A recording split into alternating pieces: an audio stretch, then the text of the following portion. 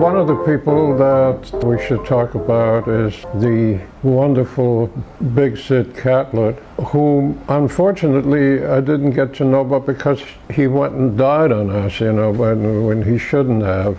Not long before that, at Lou Tarassi's, which was this place which we had mentioned before on 47th Street, and he was at the bar, and Hot Lips Page was playing and hit a high note and blacked out, slid down the back of the bandstand, but got up again and really insisted on finishing the set. And then I was at the bar as well, and Sid took Lips to put his arm around him and said, you know, you better take care of yourself, take it easy, you know. And ironically, that was the last time I saw him, and then very shortly after that, heard that he had died backstage in Chicago. I saw him a number of times at Central Plaza. We have to talk about Central Plaza Stuyvesant Casino because that was fascinating in terms of, but he had this one thing that he did which was an example of great showmanship. I don't know how he managed to do this, but he put a cigarette in his mouth, and then he bounced the stick off his snare. It went up pretty far, straight up. He had a lighter, one of those Zippo things. He lit the cigarette, caught the stick on the way down, and it was an acrobatic feat. And I saw him do that more than once. But he was such a marvelous musician.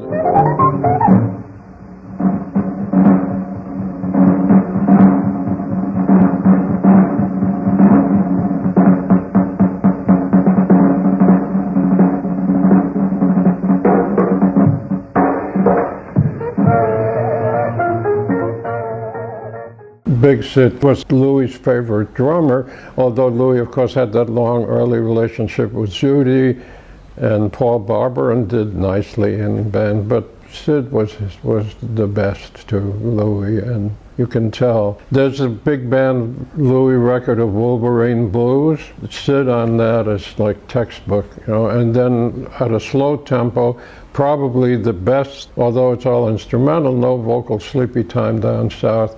It's well recorded, and you can hear his cymbal there, and it's just beautiful. There is a film, a weird little film that has the Kirby Band in it, and Krupa comes in, and Sid is in it as well. And then, of course, he's in Jammin' the Blues.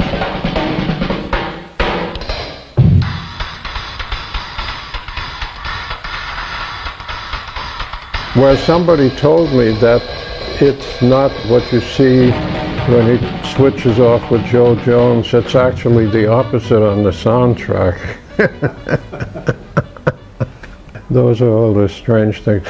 Sid was a really, really sweet man, nice man. Unfortunately, he was a smoker, you know, of cigarettes. The other stuff doesn't hurt you, but the cigarettes do.